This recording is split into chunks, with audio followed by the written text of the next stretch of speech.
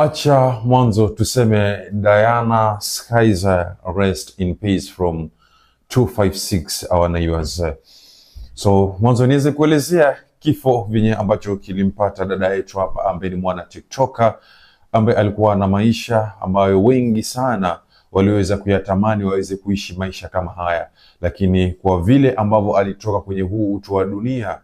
kiukweli kabisa ilikuwa ni huzuni, na kwa sababu ni habari zilizoweza kutufikia hapa, na vile vile pia niseme kwamba hichi ni chombo cha mashariki mwa Afrika, basi kwa sababu huyu naye pia ameweza kutoka kwenye hii jumuiya yetu, lazima tuiongelee.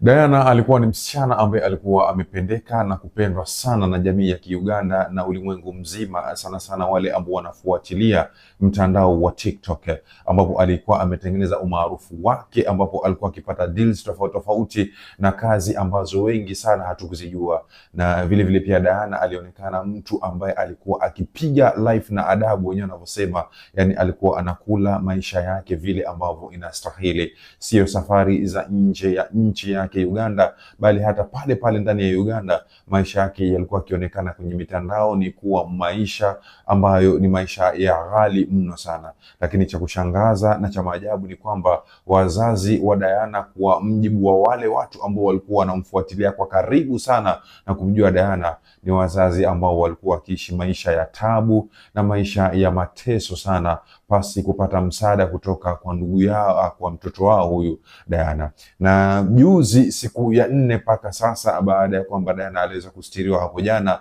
kuna habari ambazo ziliweza zikatanda kwenye vyombo vya habari